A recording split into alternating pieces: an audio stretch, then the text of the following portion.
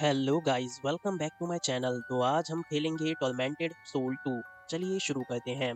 पिछली कहानी में अपनी बहन ऐना को बचाने के बाद कैरोलाइन को लगा था कि सब ठीक हो गया है, लेकिन ऐना अब एक अजीब मानसिक बीमारी से जूझ रही है। वह डरावनी चित्र बनाती है और धीरे धीरे अपनी सुध-बुध खो रही है।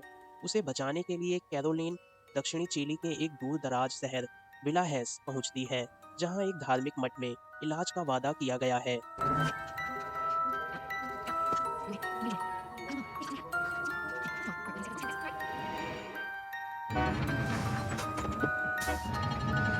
No, Angelica.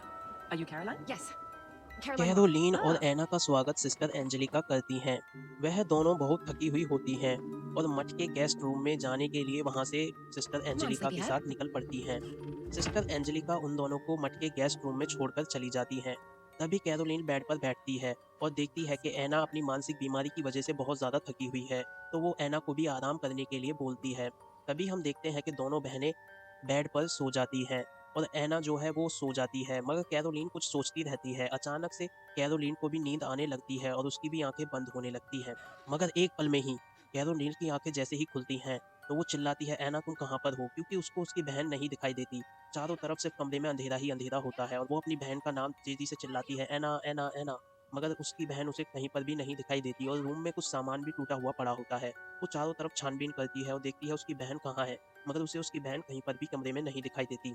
तभी वो अपने कमरे से बाहर जाने लगती है, तो हम देखते हैं कि जैसे ही वो कमरे की गेट पे पहुंचती है और गेट को खोलती है, तभी बाहर से उसकी बहन ऐना की चिल्लाने की आवाज़ आती है बहुत तेज़ी से।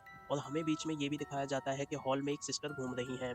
तभी कैरोलीन अपना गेट खोल के बाहर आ जाती है और तेज़ी से ऐना की चीख की तरफ बढ़ने लगती है।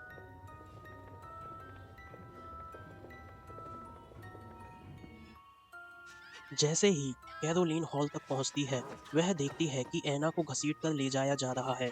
इससे पहले कि कैरोलीन कुछ कर पाती, तभी पीछे से एक अजीब सा डरावना सा मॉन्स्टर उसे जकड़ लेता है और सामने से एक मदर बोलते हुए आती हैं। तो कैरोलीन कहती है कि हमें यहाँ पर मदर लूसिया ने बुलाया था, वो हमारी हेल्प करने वाली थी, उन्होंने हमसे वादा किया था कि वो ऐना को ठीक कर देंगी।